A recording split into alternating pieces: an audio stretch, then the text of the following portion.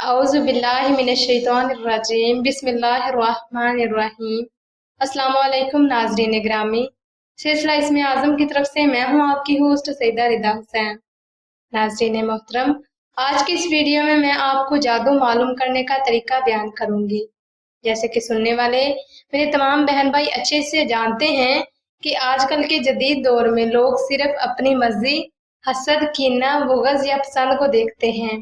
उन्हें सामने वाले की मजबूरियों, तकलीफ, इज्जत से कोई सरोकार नहीं होता। मकसद ये है कि वो सिर्फ दुनिया को अपनी पसंद के मुताबिक ढालना और देखना चाहते हैं।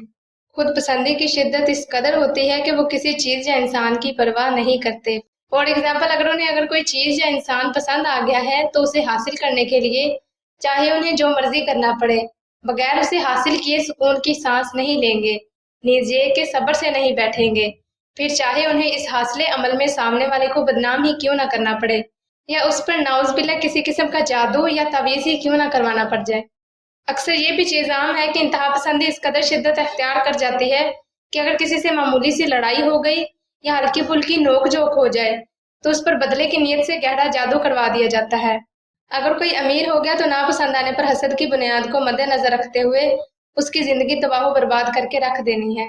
उस पर ऐसी बंदिश लगा दी जाती है कि सारी उम्र वो इंसान जलील होता रहता है और कोशिश करने के बावजूद भी उस इंसान को सारी उम्र वजह मालूम नहीं हो पाती। और मजीद ये भी चीज़ देखी गई है कि अगर किसी के घर की बेटी पसंद आ गई है तो उसका इनकार सुनकर पीछे हटने के बजाय उस पर ज़बरदस्ती ऐसा जादू मुसल्लत करवा देना है कि या वो हमारे निकाह में आ जाए या शादी के लिए रजामंद हो जाए, या उस पर ऐसी बंदिश लग जाए कि सारी उम्र उसकी शादी ना हो सके। ऐसी बहुत सी मिसालें हमारे माशरे में मौजूद हैं कि जादू के जरिए मासूम लोगों की पूरी ज़िंदगी ख़राब कर दी जाती है, नीज़ ये कि उन्हें मौत का दोस्त बना दिया जाता है। नाज़रीन ग्रामी, अलगर्ज़ मासूम लोगों को अक्सर जादू के ज़रिए हसद और बुग़्ज़ की बुनियाद पर अक्सर अज़ीज़ों से या शोहर को बीवी से, हत्ता तक के महबूब को महब से जुदा कर दिया जाता है और वजह ज़िंदगी में कभी नहीं समझ आ पाती। नाज़रीन ग्रामी, अब हम आपको जादू मालूम करने का तरीका बताते हैं। नाज़रीन ग्रामी, आपने जाए नमाज पर 2 रकत नफल सलातुल हाजात अदा करके खड़े हो जाना है और बातरतीब तरीके से 11 बार दुरूद इब्राहिमी पढ़कर दोनों हाथों को बांध लेना है और कमर को हल्का सा खम देकर अपना सवाल ज़हन में रखते हुए सूरह फातिहा को 111 बार या तकरीबन 5 मिनट तक मुसलसल सूरह फातिहा की आयत इय्याका नअबुदु व इय्याका नस्तईन को मुकम्मल तवज्जो से पढ़ना है।